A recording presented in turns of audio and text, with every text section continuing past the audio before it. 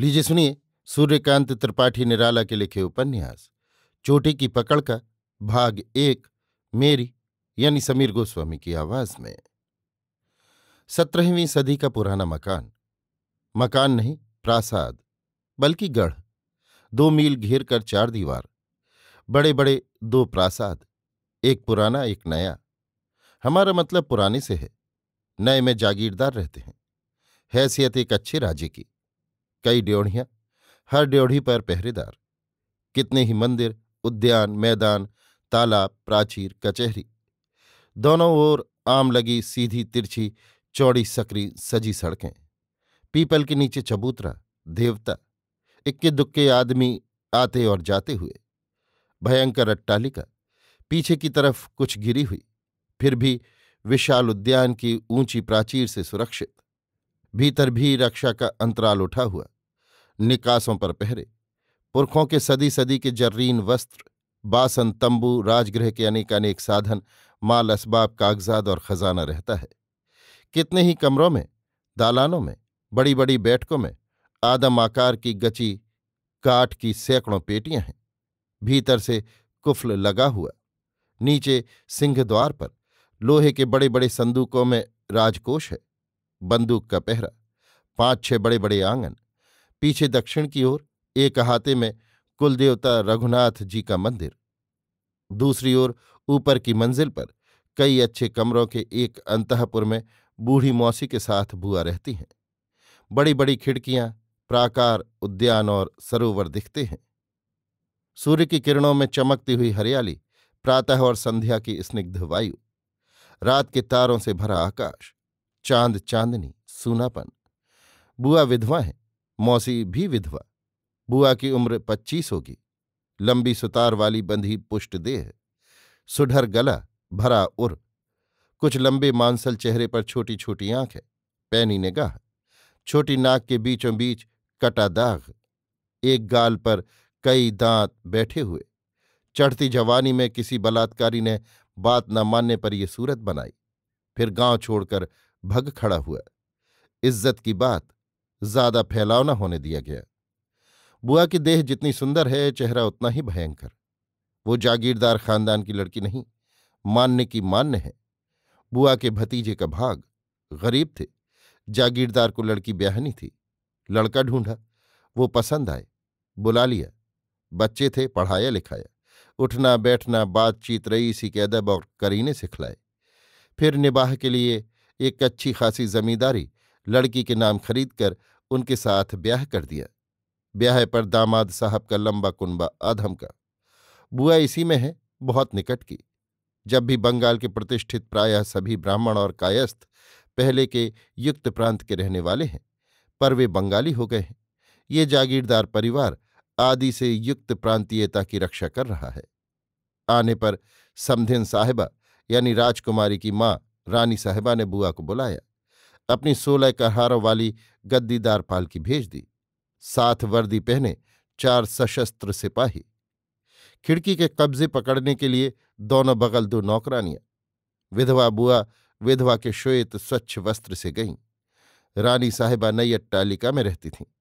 बड़े तख्त पर ऊंची ऊंची गद्दियां बिछी थीं, ऊपर स्वच्छ चादर, कितने ही तकिए लगे हुए। सामने ऊंची चौकी पर पीकदान रखा हुआ, बगल में पानदान, विशाल कक्ष, साफ सुथरा, संगमरमर का फर्श, दीवारों और छत पर अति सुंदर चित्रकारी, बीच में श्वेत प्रस्तर की मेज पर चीनी फूलदानी में सुगंधित पुष्प, हाथ से खींचे जाने वाले पंखे की रस्सी, दीवार में किए छेद से बाहर निकालकर व्हील पर चढ़ाई हुई। 3 घंटे दिन और 3 घंटे रात की ड्यूटी पर 4 पंखा बेरर लगे हुए। पंखा चल रहा है। तख्त की बगल में एक गद्दीदार चौकी रखी हुई है, बुआ के बैठने के लिए। जागीरदार साहब कुलीन हैं, साथ ही राजसी ठाठ के धनिक। इनके यहाँ मान्यों की वो मान्यता नहीं रहती जो दूसरी जगह रहती है। यद्यपि इसका मुख्य कारण घमंड है, फिर भी ये अपनी बचत का रास्ता निकाले रहते हैं। इनका कहना है कि राज्य की मुहर रघुनाथ जी के नाम है, हम उनके प्रधान कर्मचारी हैं, हमारे सिर पर केवल रघुनाथ जी ही रहते हैं। दूसरे अगर इस राज्य की हद में हमारे सिर हुए तो वही जैसे इस राज्य के राजा बन गए। इससे रघुनाथ जी का अपमान होता है। इस आधार पर जलसों में जागीरदार साहब के मान्यों के आसन उनके पीछे ही रखे जाते हैं, हल्के आसनों पर, बगल में भी नहीं। आने पर बुआ की सेवा के लिए रानी साहिबा ने एक बांदी भेजी, नाम मुन्ना। रानी साहिबा की प्रायः 10 दासियों में एक मुन्ना भी, 5-6 साल से नौकर। हाल का ब्याह खातिरदारी कसरत पर और कुछ इस उद्देश्य से भी कि ऐसा दूसरा नहीं कर सकता। इतना सुख कहीं भी नहीं। मुन्ना की उतनी ही उम्र है जितनी बुआ की, उतनी ऊंची नहीं पर नाटी भी नहीं।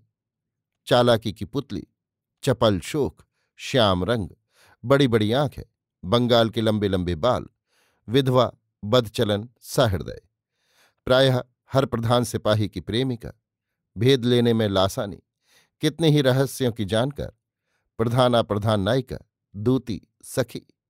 रानी साहिबा ने जब जब रंडी रखने के जवाब में पति को प्रेमी चुनकर झुकाया, तब तब मुन्ना ने प्रधान दूती का पाठ अदा किया। उसी से रानी साहिबा को खबर मिली, बुआ की नाक कटी है, गाल पर दांतों के दाग हैं। अनुगामनी सहचरी बनाने का इतना साधन काफी है। रानी साहिबा ने समधिन को बुलाया। मुन्ना की जबान बंगला है, असल में इसका नाम है मोना या मनोरमा। बुआ इलाहाबाद की ठेठ देहाती बोलती हैं। मुन्ना ने अपनी सरल सुबोध बंगला में रानी साहिबा से मिलने के करीने कई दफे समझाए, पर बुआ की समझ में कुछ न आया। फिर बुआ की मान्य के संबंध में युक्त प्रांत की बंधी धारणा थी, उसमें परिवर्तन हिंदूपन से हाथ धोना था। मुन्ना के सश्रद्ध रानी साहबा के उच्चारण से बुआ अपने बड़प्पन को दबाकर खामोश रह जाती थी। सोचती थीं, धर्म के अनुसार रानी साहबा में और मुन्ना में उनके समक्ष कौन सा फर्क है। जो काम उनके लिए मुन्ना करती है, वही रानी साहबा भी पुण्य के ससंचय के लिए कर सकती हैं। जो कुछ उन्होंने सीखा वो है बंगाली ढंग से साड़ी पहनना, मशहरी लगाना, तकिए का सहारा लेना, बंगाली भाजियों को पूर्वा पर विधि से खाना। ये भी इसलिए कि उनसे कहा गया था कि उनकी बहू अर्थात राजकुमारी बिना इसके उनसे मिलेंगी नहीं। जब वो आएंगे तब इसी वेश में रहना होगा। उनके जलपान के लिए ऐसी ही भाजियां देनी होंगी। थाली इसी तरह लगाई जाएगी, नहीं तो वो भग जाएंगी, एक क्षण के लिए नहीं ठहर सकती।